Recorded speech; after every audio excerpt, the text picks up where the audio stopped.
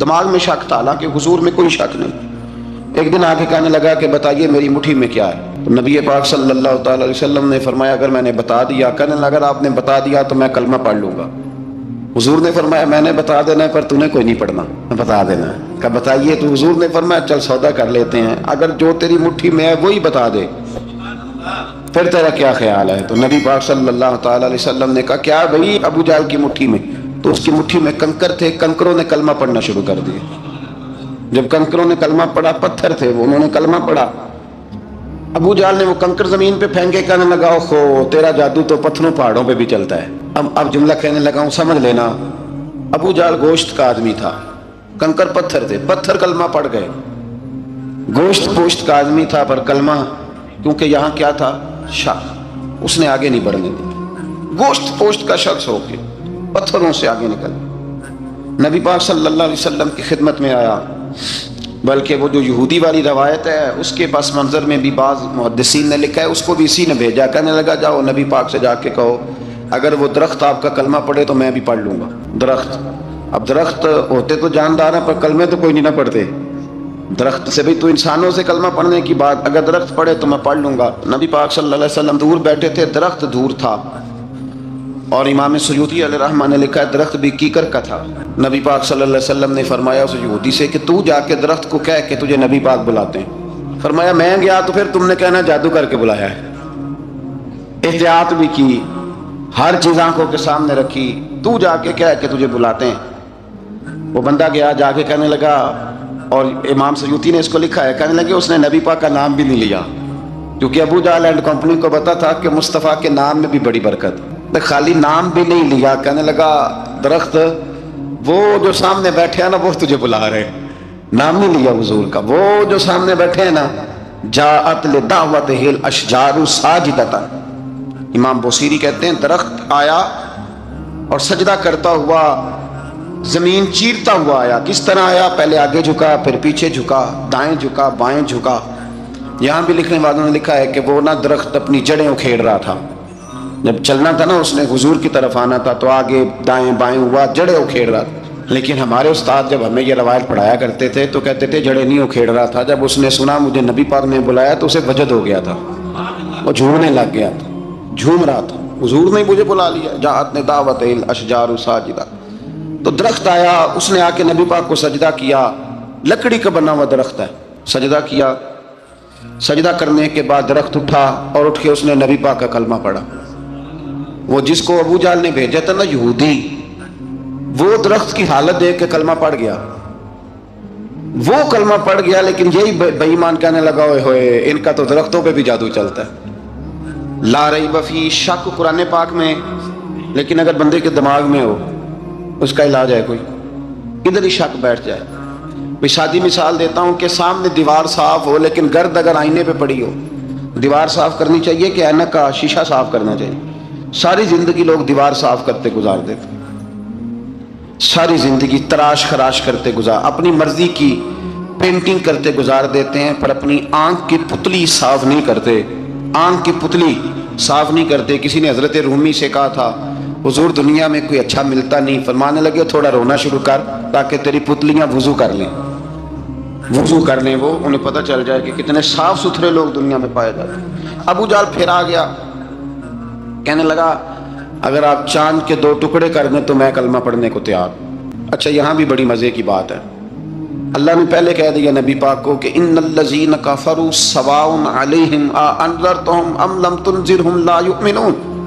محبوب یہ جن کی قسمت میں کفر ہے نا، آپ انہیں ڈرائیں چاہے نہ ڈرائیں، یہ ایمان نہیں لائیں گے۔ کنکروں نے بھی کلمہ پڑھ لیا، درختوں نے بھی پڑھ لیا، سارا کچھ ہو گیا، اور اللہ نے بھی کہہ دیا کہ محبوب اس بے ایمان نے کلمہ نہیں پڑھنا، پر حضور نے فرمایا یہ پڑھے نہ پڑھے ہم نے میدان نہیں چھوڑنا، جتنی دفعہ آئے گا نا ہم اسے ضرور معجزہ دکھائیں گے، جتنی دفعہ آئے گا ہم کیوں میدان چھوڑیں۔ آگے کہنے لگا جی اگر چاند کے 2 ٹکڑے کر دیں تو اقتربت الساعۃ وانشق القمر۔ تو نبی پاک صلی اللہ علیہ وسلم نے انگلی کا اشارہ کیا، چاند 2 حصوں میں بٹا۔ کوہ صفا ایک پہاڑی تھی مکے میں، آدھا ٹکڑا پہاڑی کی اس جانب ہوا، آدھا اس جانب، یعنی وضاحت کی اللہ کریم نے کہ ایسے نہ ہو کہ یہ کہے جی وہ تو ایسے بالکل شک ہوا تو مل گیا، پتہ نہیں میری آنکھوں پہ جادو ہو گیا، ملا کہ نہیں ملا۔ جب ٹوٹا تو حدیث پاک میں آتا ہے کہ آدھا چاند کوہ صفا کی ادھر گیا اور آدھا تو پہاڑی تھی، چاند نیچے آیا، پہاڑی کے گرد گھوما، آگے جا کے ملا، یعنی وقفہ دیا گیا باقاعدہ دیکھنے کا، سمجھنے۔ پوری دنیا میں جتنے لوگ اس وقت چاند دیکھ رہے تھے، ہندوستان تک روایتوں میں ملتا ہے کہ لوگوں نے گواہی دی کہ ہم نے چاند ٹوٹتے دیکھا ہے۔ زمانہ مان گیا، لوگوں کی چیخیں نکل گئیں، لوگ قدموں میں گر گئے، پر وہ جس کے دماغ میں شک تھا نا، وہ نہیں مانا۔ شجر و حجر پہچان گئے، پر انسان کی نظروں میں شک ہی رہا۔ دنیا میں سب سے مجبور، کمزور، بزدل، کم فہم بندہ وہ ہے جس کے دماغ میں شک ہے، سب سے کم فہم ہے، اس کی فراست روحانیہ زیرو ہے، وہ ایک ناکام شخص ہے، اس کو کسی پہ بھی شک پڑ جائے، کسی پہ بھی۔ ہم نے دیکھا ہے جو عورت اپنے مرد پہ شک کرنے لگ جاتی ہے، اس گھر کا کوئی علاج ہی نہیں ہوتا۔ جو شکوہ کرتی ہے روٹی کا، پیسوں کا، وہ کسی دور میں مسئلہ اس کا حل ہو جاتا ہے۔ جو نافرمان ہوتی ہے اس کا بھی مسئلہ کسی نہ کسی زمانے میں حل ہو ہی جاتا ہے۔ یہ جس کو شک پڑ جاتا ہے نا، شک، اس کا مسئلہ قیامت کی صبح تک حل نہیں ہوتا۔ اگر مرد کو شک پڑ جائے اس کا مسئلہ بھی کبھی زندگی میں دوبارہ حل، یاد رکھیں۔ یہ جو شکوک و شبہات ہے نا، قرآن پورا شکوک و شبہات کا ازالہ کرتا ہے، کافر کے سوال کا جواب دیتا ہے، منافق کے سوال کا جواب دیتا ہے۔ قرآن مجید ہر ایک کی تسلی کراتا ہے، لیکن شروع میں بتا دیا کہ لا ریب فی، شک والی گنجائش اس میں۔ لوگ آج تک شک کر رہے ہیں کہ اللہ کا کلام ہے کہ نہیں، آج تک لوگ ہیں۔ تو میرے بھائی، شکوک والی زندگی کمزور ہوتی ہے، شکوک والی۔ عقل مند لوگوں کی زندگی کمزور زندگی ہے۔ صحابہ کرام عمل والے لوگ تھے، وہ بحثوں میں الجھے رہتے تو عمل نہ کر پاتے۔ ہمارے ہاں نا بحث ہوتی ہے جس مسئلے کا کوئی تعلق ہی نہیں، الجھنوں سے نکل آئیں، عمل کا رستہ، بحث جو ہوتی ہے یہ عمل کا رستہ روکتی ہے۔ عقل مند نہ بنے، فرما بردار بنے۔ میرے بھائی، شکوک و شبہات والی جو لائف ہے، لیکن نا انبیاء کرام علیہ السلام کے بارے میں شکوک و شبہات ہیں، اولیاء عظام کے بارے میں۔ اب ایک نیا شک پیدا ہو گیا ہے کہ فیض ملتا ہے کہ نہیں ملتا۔ ہم نے فلانے ولی کو دیکھا نہیں، ساری زندگی اس کا نام لیا، فیض ملے گا کہ نہیں؟ غوث پاک کو دیکھا نہیں، ساری زندگی قادری کہلایا، فیض ملے گا کہ نہیں؟ خواجہ اجمیر کو دیکھا نہیں، چشتی کہلائے، فیض ملا کہ نہیں؟ صابر پیا کو دیکھا نہیں، صابری کہلائے، فیض ملا کہ نہیں؟ او خدا کے بندے، فیض وہ چیز ہے جو نظر نہیں آتی پر محسوس سب سے زیادہ ہوتی ہے۔ ملے تو حضرت اویس کرنی بھی نہیں تھے نبی پاک سے، وہ بھی نہیں ملے تھے، ملاقات ان کی بھی نہیں ہوئی تھی۔ کیا کہو گے؟ ملاقات نہیں ہوئی، لیکن فیوز و برکات کا یہ عالم ہے کہ میرے محبوب نے فرمایا وہ دعا کرے گا تو اللہ میری امت کی بخشش فرمائے گا۔ تو آپ ہمارے صوفیاء میں ایک سلسلہ اویسیہ ہے، سلسلہ اویسیہ میں اکثر ملاقات نہیں ہوتی، اکثر نہیں ملاقات ہوتی بغیر دیکھیں نا، آپ جب کسی کا نام جپتے ہیں، جب کسی کا نام لیتے ہیں، جب اسی کا ذکر کرتے ہیں، جب اسی کے تذکرے میں رہتے ہیں، تو اللہ تبارک و تعالیٰ کے یہ جو کامل لوگ ہوتے ہیں یہ متوجہ ہو جاتے ہیں، ان کی توجہ ہوتی ہے۔ اور خود سرکار نے فرمایا دو آپس میں محبت کرنے والے، ایک مشرق میں ایک مغرب میں، قیامت کے دن اللہ دونوں کو جنت میں اکٹھا فرما دے گا۔ یہ کیا بات ہوئی کہ ہر بات میں شک کرنا کہ جی وہ فلانے سے ملاقات ہی نہیں ہوئی؟ تو کس طرح بھائی؟ ملاقات ایک الگ چیز کا نام ہے، ملاقات ایک الگ شے کا نام ہے، اور فیوز و برکات ایک اللہ سے ملاقات ہوئی ہے۔ رزق دیتا ہے کہ نہیں؟ زندگی دیتا ہے، ساری چیزیں دیتا ہے، تو ملاقات تو کوئی نہیں کرتا۔ تو اس لیے ہر چیز کو ٹھیک ہے، وہ جو جگہ جس جگہ پہ جو بات ہے اس کو وہاں رہنا چاہیے، لیکن یہ شکوک ہیں، ان سے باہر نکلیں، ان سے باہر آئیں۔ اولیاء اللہ کا جو فیضان ہے، ان کی جو محبت ہے، ان کے جو طریق، حضرت سلیمان بن بشار رحمت اللہ علیہ بزرگ گزرے ہیں، وہ کہتے ہیں میرے پاس، میں بڑا خوبصورت تھا، جوانی میں دین کی تھوڑی سی خدمت کرتا تھا، تو ایک عورت آ گئی، اس عورت نے میرے ساتھ کچھ مجھ سے مانگا، مطالبہ کیا، تو میں نے کہا کوئی بھکارن ہے۔ میں نے جب اس نے نقاب اوڑھا ہوا تھا، جب میں نے اس کی طرف پیسے دینے کے لیے، خیرات دینے کے لیے کچھ چیز بڑھائی، تو اس نے چہرے سے کپڑا ہٹایا، میں نے نظر جھکا لی، کہنے لگی سلیمان میرا رنگ روپ تو دیکھ، میں کتنی خوبصورت ہوں، میں تیری محبت میں گرفتار ہو گئی، خدا را میں اپنے آپ کو تیرے حوالے کرتی ہوں۔ آپ فرماتے ہیں جب اس کے نیت اور ارادے میں اور لفظوں میں نے فطور دیکھا تو میں استغفر اللہ پڑھتا وہاں سے بھاگ گیا، اتنا دوڑا کہ میں بصرہ سے باہر نکل گیا، شہر سے ہی باہر آ، عورت سے دوڑ رہا ہے، مرد نوجوان خوبصورت۔ فرماتے ہیں عشاء کی اذانیں ہو رہی تھی، نماز پڑھ کے میں مسجد میں سو گیا تو مجھے حضرت یوسف علیہ السلام کا دیدار ہوا۔ جناب یوسف کہتے ہیں میں حضور کا غلام اور غلاموں کا غلام اور صدیوں بعد کا غلام. تو جناب یوسف علیہ السلام میری خواب میں آئے اور کہنے لگے اٹھ جوان میرے سینے سے لگ, یار تو نے تو نبی پاک کا امتی ہو کے وہ کام کیا ہے جو میں نے نبی ہو کے کیا تھا. اب کام حضرت یوسف والا کیا تھا نا, تو صدیوں اور سالوں اور مہینوں کا فاصلہ بن سکا. تو وہ آ گئے. مسئلہ یہ ہے کہ شکوک و شبہات والی زندگی نقصان دیتی ہے. حضرت ہمارے سلسلہ مقدسہ میں ایک سلسلہ علویہ ہے جو اعلیٰ حضرت فاضل بریلوی کو حاصل تھا. شاہ عبدالعزیز صاحب محدث دہلوی رحمۃ اللہ تعالیٰ علیہ نے بڑا لکھا مولا علی کی شان پہ, حضرت علی پہ کلام, ان کا ذکر, ان کے تذکرے اس قدر فنا ہو گئے کہ ہر وقت ذکر علی کرتے. فرماتے ہیں مجھے خواب میں حضرت علی کا دیدار ہوا, انہوں نے مجھے بیعت فرمایا اور مجھے اپنے سلسلہ مبارکہ میں اجازت دی. تو شاہ صاحب رحمۃ اللہ علیہ فرمایا کرتے تھے کہ میں نے وہ بہت کم لوگ ہیں جن کو پھر ان میں بیعت فرمایا جاتا ہے, تھوڑے چند لوگ, اور ان کو سلسلہ مبارکہ میں اس میں چند لوگ ہیں. اعلیٰ حضرت کے بعد شاہ علیہ رسول ہیں, شاہ علیہ رسول کے بعد شاہ عبدالعزیز محدث دہلوی میں, وہ ڈائریکٹ مولا علی شیر خدا سے بیعت. تو مطلب یہ ہے کہ کام شکوک و شبہات سے نکلیں. قرآن کا لا ریب فیہ, قرآن میں شک, البتہ وَإِن كُنتُمْ فِي رَيْبٍ مِّمَّا نَزَّلْنَا عَلَىٰ عَبْدِنَا, بندے کچھ شک کرتے ہیں, اگر انہیں شک ہو تو وہ اس طرح کریں کہ فاتوا بسورۃ من مثلہ, پھر اس کی مثل ایک صورت لے کے آئیں, اور وَادْعُوا شُهَدَاءَكُم مِّن دُونِ اللَّهِ إِن كُنتُمْ صَادِقِينَ, سارے بے شک اپنے حمایتی بلا لیں اگر وہ سچیں.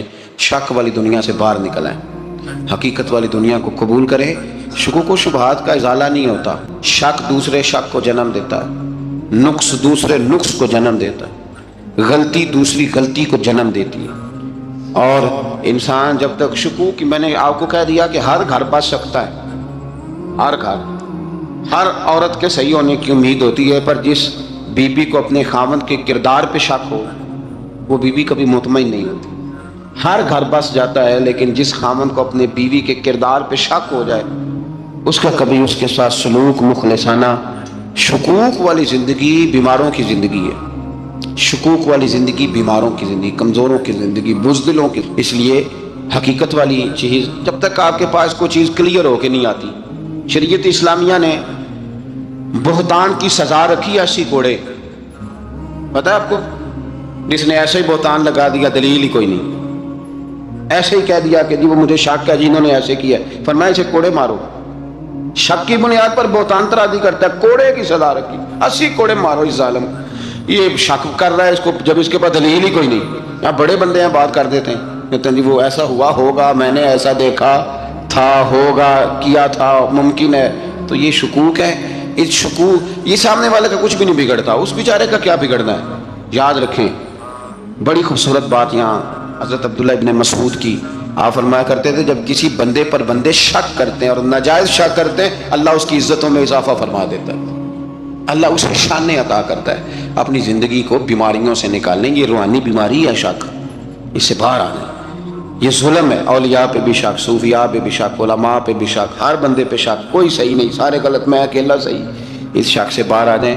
یہ نفسیاتی مریض بنا دے گا, بے سکون کرے گا, بے قرار کرے گا. اللہ تبارک و تعالیٰ نے نا ہمارے محبوب کریم علیہ السلام کو دنیا میں بھیجا تو فرمایا یا ایھا الناس قد جاءکم برہان من ربکم, اے لوگو تمہارے پاس تمہارے رب کی دلیل آ گئی. اللہ تبارک و تعالیٰ نے محبوب پاک علیہ السلام کو سراپا دلیل بنا کے بھیجا. باقی انبیاء کرام علیہم السلام کے پاس بھی اپنی نبوت کے دلائل کے طور پر بے شمار معجزات تھے, اور حضور کریم علیہ السلام کے تو پورے وجود کو ہی اللہ نے معجزہ بنایا. اور نبی پاک صلی اللہ تعالیٰ علیہ وآلہ وسلم کی نبوت کی دلیلیں, حضور کے رسالت کے مستحکم دلائل جگہ جگہ آپ کو ملیں گے. سب سے پہلی چیز تو یہ سمجھنے والی ہے کہ نبی پاک علیہ السلام نے جس چیز کو سب سے پہلے اپنی نبوت کی دلیل کے طور پر بیان فرمایا وہ حضور کا کردار ہے, سیرت ہے, عمل ہے, حضور کا لوگوں کے ساتھ رویہ ہے. نبی پاک علیہ السلام کی تبلیغ کے 3 دور ہیں. ایک تو حضور نے اپنے قول سے تبلیغ فرمائی, وہ 40 سال کی عمر سے محبوب نے اعلان فرمایا اور تبلیغ کی. اور ایک نبی پاک صلی اللہ تعالیٰ علیہ وسلم بالواسطہ حضور کی تبلیغ ہے جو آج تک جاری ہے. امت کے علماء, مشائخ, مبلغین حضور کے دین کو آگے پھیلا رہے ہیں. تو دراصل یہ بھی تبلیغ رسول پاک علیہ السلام ہی کی تبلیغ. اور ایک حضور کی تبلیغ کا دور ہے حضور کی پیدائش سے لے کر ولادت مبارکہ سے لے کر حضور علیہ السلام کے اعلان نبوت تک.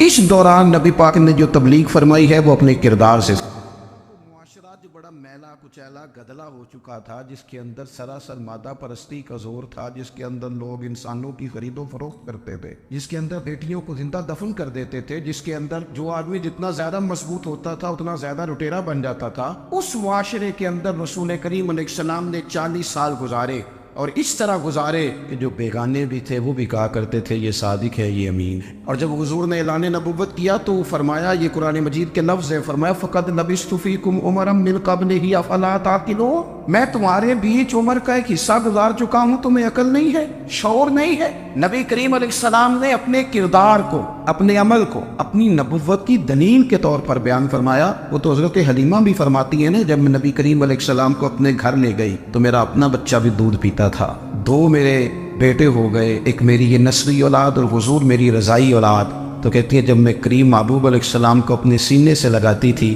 تو حضور میرے ایک پستان سے دودھ پیتے تھے اور دوسرا اپنے بھائی کے لیے چھوڑ دیا کرتے۔ یہاں سے رسول کریم علیہ السلام نے کردار کے ذریعے تبلیغ اور پھر اعلان نبوت سے پہلے ایک تنظیم عرب کے جوانوں پر، عرب کے سرداروں پر مشتمل بنائی گئی، جس میں نبی کریم علیہ السلام نے بڑا حصہ لیا، سرکار نے، اور بڑے اہم لوگوں کو شعور حضور نے عطا فرمائے۔ وہ اس جماعت کا فیصلہ تھا کہ ہم سارے جوان، سارے بڑے لوگ ملیں گے، یہ حضور کے اعلان نبوت سے پہلے کی بات ہے، ہم بڑے لوگ ملیں گے، کسی بڑے کو کسی چھوٹے پر ظلم نہیں کرنے دیں گے، کسی آدمی کو کسی غریب کا حق نہیں کھانے دیں گے۔ حضور علیہ السلام نے نا اپنی کردار سے، اپنے عمل سے، اور آپ کا جو عمل ہوتا ہے نا وہ اصل ہوتا ہے، ایک ہوتا ہے آپ کوئی بات کرتے ہیں اور ایک ہوتا ہے کہ آپ کوئی عمل کرتے ہیں۔ آپ جب عمل کرتے ہیں تو عمل کے ذریعے بھی لوگوں تک بات پہنچتی ہے کہ دراصل آپ کا اٹھنا بیٹھنا چلنا پھرنا کیا ہے۔ میرے رسول کریم علیہ السلام کا اٹھنا بھی ایک نبی کا، بیٹھنا بھی ایک نبی کا، بات کرنا بھی ایک نبی کا، معاملات زندگی کرنا بھی ایک نبی کا،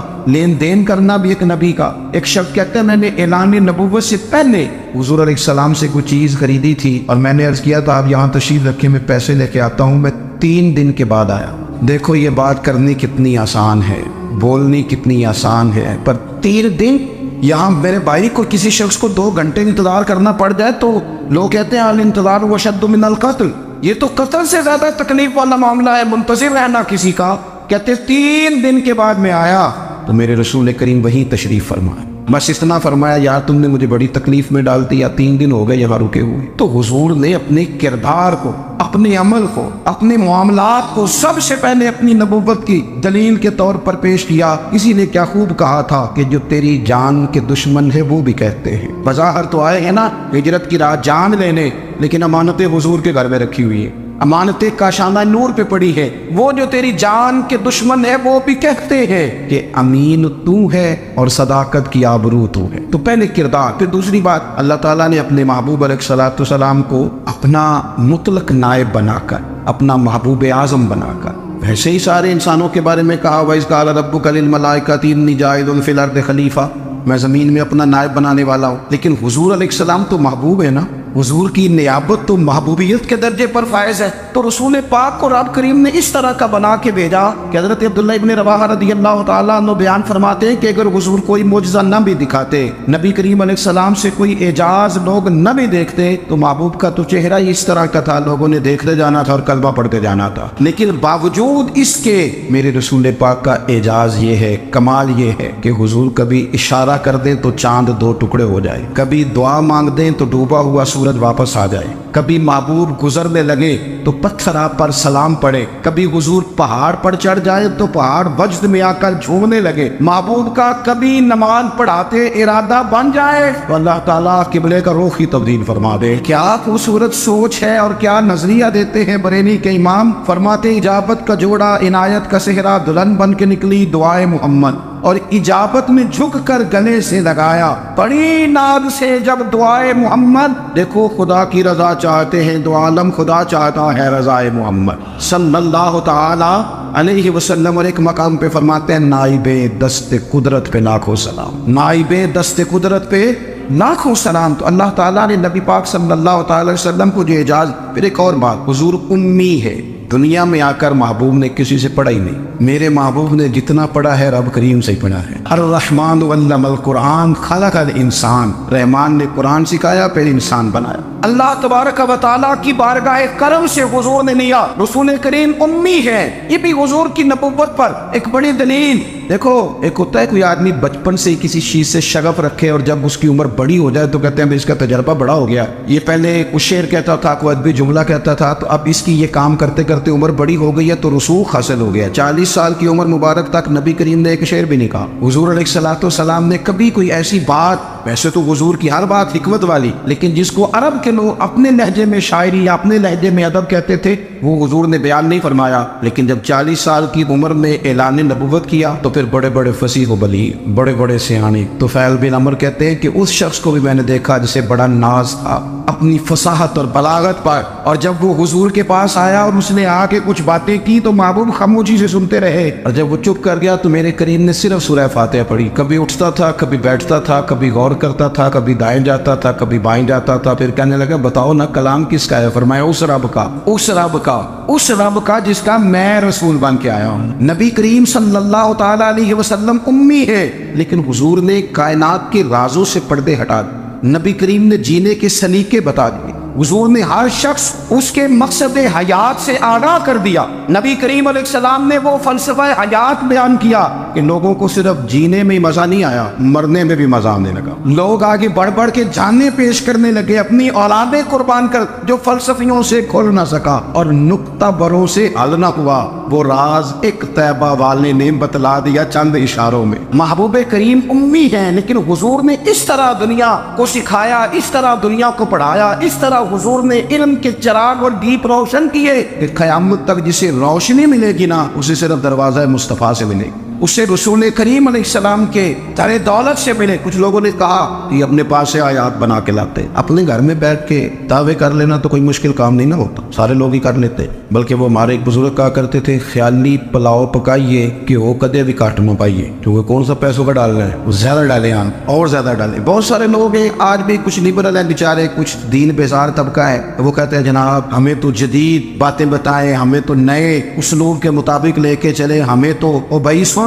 میرے نبی پاک علیہ السلام نے فرمایا میرا قرآن کبھی پرانا نہیں ہو, اسے پڑھ کے دیکھ, اس کی جدت کا حسن دیکھ, یہ تو کھلا ہوا باغ ہے. تو ایک دفعہ اس کے قریب آئے گا تو خوشبو ملے گی, دوسری دفعہ آئے گا تو اس سے زیادہ تازی ملے گی. ایک دفعہ پھل کھائے گا تو مزیدار ہوگا, دوسرا کھائے گا ہو سکتا ہے شکل ملتی جلتی ہو لیکن ذائقہ بڑا نرالا ہوگا. تو آ تو صحیح نا. تب کچھ لوگوں نے کہا یہ خود سے بنا کے آیات لاتے ہیں, تو فرمایا بھائی کنتم فی ریب مما نزلنا علی عبدنا فاتوا بسورۃ, اگر تمہیں کوئی شک ہے اس میں جو ہم نے اپنے بندہ خاص میں نازل کیا ہے تو تم بھی اس جیسی ایک آیت بنا کے لاؤ. اور چلو چیلنج کھلا دے دیا, فرما وَدْعُوا شُهَدَاءَكُم مِّن دُونِ اللَّهِ, اللہ اور اللہ والوں کو چھوڑ دو. تفسیری ترجمہ عرض کر رہا ہوں, یعنی صحابہ کو چھوڑ دو, حضور کے ماننے والوں کو چھوڑ دو, باقی ساری دنیا کے کافر اکٹھے ہو جاؤ, ایک آیت بس قرآن جیسی لے کے آؤ, ایک آیت لے کے آؤ. ان کنتم صادقین, اگر تم سچے ہو. جوانوں سنو, کہا ایک آیت, اور یہ چیلنج آج تک قرآن مجید کا موجود ہے, آج تک. وَإِن كُنتُمْ فِي رَيْبٍ مِّمَّا نَزَّلْنَا عَلَىٰ عَبْدِنَا فَأْتُوا بِسُورَةٍ مِّن مِّثْلِهِ, تم قرآن کے مقابلے کی ایک صورت لے کے آؤ اور سارے حمایتی اکٹھے کر لو اپنے. ان کنتم صادقین, اگر تم سچے ہو. جواب تو ادھر سے آنا تھا نا, لیکن کائنات کے رب نے جواب بھی خود دیا, فرمایا فَإِن لَمْ تَفْعَلُوا وَلَن تَفْعَلُوا, اگر تم نہ لا سکے, اور فرمایا تم لا سکتے بھی نہیں, نہ خنجر اٹھے گا نہ تلوار تم سے, یہ بازو میرے آزمائے ہوئے. وَلَن تَفْعَلُوا, تم لا بھی نہیں سکتے. فَاتَّقُوا النَّارَ الَّتِي وَقُودُهَا النَّاسُ وَالْحِجَارَةُ, پھر اس آگ سے ڈر جاؤ جس کا ایندھن آدمی اور پتھر ہے. اُعِدَّتْ لِلْكَافِرِينَ, بنائی کافروں کے لیے, مومنوں کے لیے تو رب نے جنت بنائی ہے. اُعِدَّتْ لِلْكَافِرِينَ, یہ دوزخ اللہ نے کن کے لیے بنائی ہے؟ اُعِدَّتْ لِلْكَافِرِينَ کہتا ہے کافر کے لیے بنایا. تو اللہ تبارک و تعالیٰ نے میرے رسول پاک صلی اللہ تعالیٰ علیہ وسلم کو وہ کتاب عطا فرمائی, اور پھر حضور کی فصاحت و بلاغت, معرفت. دیکھو ایک ہوتا ہے گھنٹوں باتیں کرنا, ایک ہوتا ہے کئی والیم پر مشتمل, کئی جلدوں پر مشتمل کتب کا لکھنا, اور ایک ہوتا ہے کسی بندے کا ایک بات کرنا اور سامنے والے کی طبیعت کو اتنا جگا دینا کہ اگلی بات فوراً ہی اس کی سمجھ میں آ جائے. اور حضور نہ کسی کی انا کو نہیں جگاتے. ہم بعض اوقات کسی سے خطاب کرتے ہیں, بات کرتے ہیں تو سامنے والے کی انا کو جگا دیتے ہیں, ٹھیس پہنچاتے ہیں. وہ کہتا چل کر تگڑا ہو جائے میں بھی آیا. حضور انا نہیں جگاتے تھے, میرے نبی پاک ضمیر جگاتے تھے تاکہ وہ شخص فیض حاصل کر سکے, اسے کچھ ملے. نبی کریم کا جو انداز تکلم ہے وہ اس طرح کا ہوتا تھا کہ انسان خود بخود کھل اٹھتا تھا کہ مطلب یہ بات ہونے کیا لگی ہے, مطلب حضور کیا فرمانے لگے. نبی کریم صلی اللہ تعالی علیہ وسلم ایک دن محبوب کریم نے صحابہ کے دیے حضور کی فصاحت و بلاغت دیکھے, فرمایا محبوب نے کتنا نادان ہے وہ شخص جو اپنے ماں باپ کو گالی دے. کھلی ہو گئی لوگوں کی آنکھیں, کان کھڑے ہو گئے کہ یا رسول اللہ کون ایسا بدبخت ہے جو ماں باپ کو گالی دے گا. اب جب سوالات ذہنی سطح پر پوری طور پر ابھر گئے نا, تو اب رسول کریم نے بات سمجھائی. یہ ہے فصاحت و بلاغت, تیرے آگے ہے یوں دبے نچے. فصحا عرب کے بڑے بڑے, کوئی جان منہ میں زبان نہیں بلکہ جسم میں جان نہیں. یا رسول اللہ کون ایسا نالائق ہے جو ماں باپ کو گالی دے. اب جب ذہنی سطح یہاں تک ابھر آئی تو اب حضور نے سمجھایا, اور میں جب تم کسی کے ماں باپ کو گالی دو گے نا تو وہ بھی تو جواب میں تمہارے ماں باپ کو دے گا نا. تو فی نفس ہی یہ تم نے خود ظلم کیا ہے اپنے ماں باپ. کیوں تم نے ایسا لہجہ اختیار کیا کہ جس سے سامنے والے کی انا جاگ جائے اور وہ تمہارے مقابلے میں آ کر کے کھڑا ہو جائے. کیوں تم نے اس طرح کے انداز اختیار کیے کہ جس سے سامنے والا بھی سارے پنجے کھڑے کر کے باہر نکل آئے اور کہے آ جاؤ پھر میں بھی میدان میں حاضر ہوں. رسول کریم کی فصاحت بلاغت دیکھیں نا, حضور 2-4 جملوں میں ساری بات سمجھا جاتے. ایک حدیث پاک اگر ہماری سمجھ میں آ جائے, ایک روایت نبی پاک صلی اللہ تعالی علیہ وسلم نے فرمایا خوبصورت مسلمان وہ ہے جو بے مقصد باتوں کو چھوڑ دے. لو اس سے پوری زندگی سجائی جا سکتی ہے ایک جملے سے. کوئی لمبی چوڑی باتوں میں جانے کی ضرورت نہیں. کہا خوبصورت مسلمان یہ ہے جو بے مقصد باتوں کو چھوڑ دے, لا یعنی باتوں کو.